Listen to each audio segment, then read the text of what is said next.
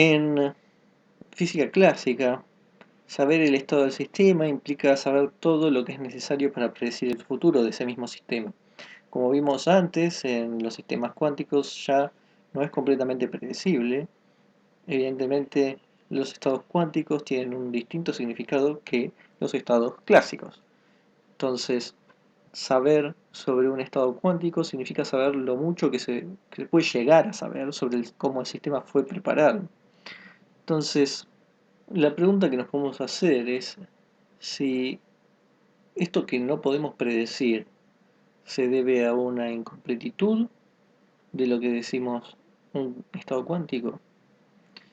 Entonces, si la respuesta a eso es sí, entonces la respuesta sería, bueno, entonces el estado cuántico es incompleto, hay algunas variables ocultas que si pudimos acceder a esas variables ocultas podríamos predecir lo que va a pasar y no sería esto del azar y que no sabemos qué es lo que va a tocar y tenemos que sacar un promedio. Entonces, uno podría decir por un lado, nos está costando acceder a esas variables porque es difícil de medir, pero podrían ser en algún momento experimentalmente accesibles. Y hay otra versión que podríamos decir que como estamos hechos de materia, de la misma materia que el sistema cuántico, entonces hay restricciones las cuales nunca vamos a poder llegar a las variables ocultas. Pero por otro lado, la respuesta también podría ser no, no hay variables ocultas, la mecánica cuántica es así, y entonces tenemos que hacer lo mejor que podemos describiéndola con estas abstracciones matemáticas. Por razones prácticas vamos a adoptar esa última visión, nada más para tomar la descripción matemática abstracta, que es lo mejor que podemos decir ahora. Eso significa que si nosotros tenemos un aparato A y hacemos un experimento que nos dice que sigma de z es más 1 o que sigma de z es menos 1, no hay nada más para saber. Eso es lo máximo que le podemos pedir. Y si lo rotamos y medimos sigma de x, va a dar más 1 o va a dar menos 1 y tampoco hay mucho más para decir, más que, bueno, después sacar los promedios, etc. Entonces lo que vamos a hacer es tratar de representar los estados de los espines, esto que tenemos acá, usando vectores. Entonces eso va a tener, el objetivo va a ser representar todos estos resultados por medio de los vectores, inclusive lo estadístico, lo de los promedios. Entonces, lo que vamos a hacer es, por ejemplo, tenemos en el z que teníamos un más 1, un menos 1, que eso lo podemos escribir como un vector que sea hacia arriba y otro hacia abajo.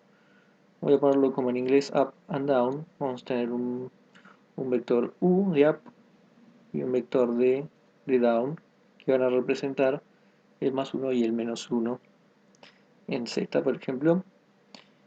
Y entonces si sale más 1 vamos a tener un u, y si sale menos 1 vamos a tener un d, y tendríamos el experimento ya preparado. En el caso de x podríamos hacer lo mismo con izquierda y derecha, left and right, L y R, y es de la misma forma que hicimos con el Z. En el caso de spin en Y, que pueda ser más 1 o menos 1, vamos a tomar adentro y hacia afuera, in and out, y O.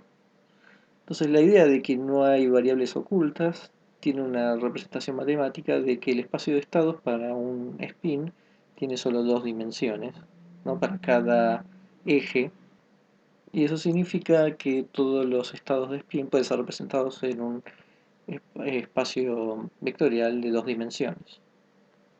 Arbitrariamente, tomando que U y D sean ortogonales, podemos escribir entonces un estado genérico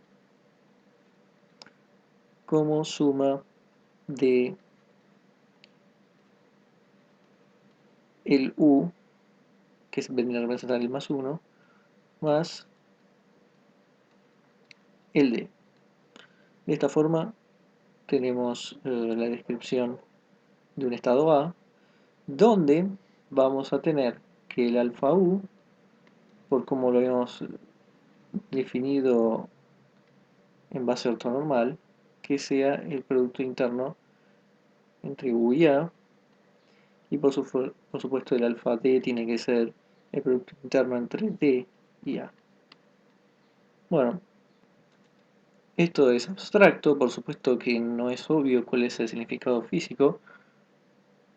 Lo que tenemos es A, puede ser un estado del spin preparado de cualquier forma. Los componentes alfa U y alfa D son números complejos, que por sí solos no tienen ningún significado, pero sus magnitudes sí. O sea, por ejemplo, multiplicar alfa U por alfa U conjugado y alfa D por alfa D conjugado. Entonces, dado que el spin está preparado en el estado A, y supongamos que el aparato está orientado en Z, por lo que veníamos diciendo, entonces la cantidad de alfa U por alfa U conjugado es la probabilidad de que el spin sea medido como más 1, porque es el U, que lo representamos como más 1, entonces es la probabilidad de que el spin sea hacia arriba en el eje Z. De la misma forma, alfa D por alfa D conjugado es la probabilidad de que sigma Z dé menos 1 cuando sea medido. Entonces alfa U y alfa D se llaman la amplitud de probabilidad. Son, acá en este caso, el alfa U y el alfa D. Entonces las probabilidades para las mediciones de arriba a abajo van a venir todas. Vamos a poner la probabilidad para arriba, PU va a ser AU por UA, porque esto nos va a dar alfa U, y si lo damos vuelta, nos da el alfa U conjugado. Y lo mismo para la probabilidad de que D hacia abajo va a ser AD, producto interno, DA. Entonces, una cosa importante es que no dije nada sobre sigma de Z antes de que sea medido. Antes de que sea medido, lo único que tenemos es el vector A, que representa las posibilidades potenciales, pero no los valores actuales de las medidas. Entonces, otra cosa importante es que U y D son ortogonales, o sea, esto es 0 y obviamente esto es 0. Y eso lo que significa es que el spin, si está preparado hacia arriba, la probabilidad de detectar hacia abajo es 0 y viceversa. Eso es importante, porque esto representa lo que dijimos al principio de todo. Si estaba preparado, yo con el aparato medía en Z y siempre daba 1. Eso es lo que significa. Que si ya está preparado en que dé 1, entonces solo puedo tener probabilidad total de 1 solo. No puede haber, o sea, va a haber probabilidad 1 de hacia arriba y 0 de hacia abajo. Eso lo que se representa es que la componente va a ser 1 y el otro va a ser 0. O sea, otra forma de decirlo es que yo puedo escribir, si ya lo tengo preparado, si yo lo tenía preparado nada, pero en vez de prepararlo nada, lo preparo en hacia arriba, o sea que midiendo me va a dar hacia arriba. Si yo sé que siempre me va a dar hacia arriba, eso significa que el alfa U, ¿no? Esto es lo que tenemos ahí escrito, pero ahora lo que voy a decir es, si siempre mido hacia arriba, la probabilidad debe ser 1 de verlo siempre, y de D va a ser siempre 0. Bueno, pero alfa U es U con A, y alfa D es D con A. Bueno, era lo que esperábamos, porque acá el A es representado por U, o sea que esto es UU, que es 1, porque es un vector eh, ortonormal, esto daba 1, y por lo que dijimos antes, U con D, U con A, pero acá el A es D, esto es 0. Así que ahí tenemos el significado. Esta idea se aplica no solo al spin, sino a todos los sistemas cuánticos, con ciertas variaciones, pero la idea es la misma. Esto significa que no hay que confundir que estos estados tengan que ver con alguna dirección en el espacio, no tiene nada que ver con dirección en el espacio. Estos son las posibilidades que me dan los experimentos, de que sea posible. Si yo tengo un U, solo mido U y no puedo medir el otro. De eso es lo que está hablando. No está hablando de no es representativo de direcciones en el espacio. Entonces, otra cosa importante que decir es que la probabilidad total debe ser 1. Es decir, que alfa U, que los cambié de orden, pero no pasa nada. Alfa D por alfa D conjugado. Esto debe dar 1. La probabilidad total debe ser 1. O sea, algo me va a salir de los dos. Me puede salir para arriba o para abajo, pero uno de los dos va a salir. Porque la probabilidad total debe ser 1. Bueno, esto es equivalente a decir que el vector A se normaliza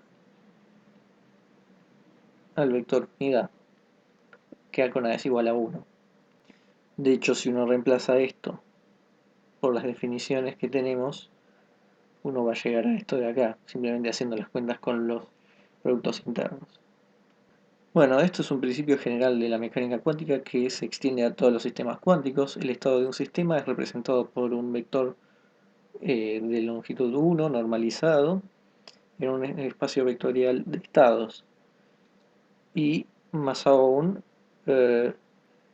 las magnitudes de las componentes de los vectores de estado al cuadrado en alguna base de vectores representan las probabilidades para los posibles resultados de los experimentos.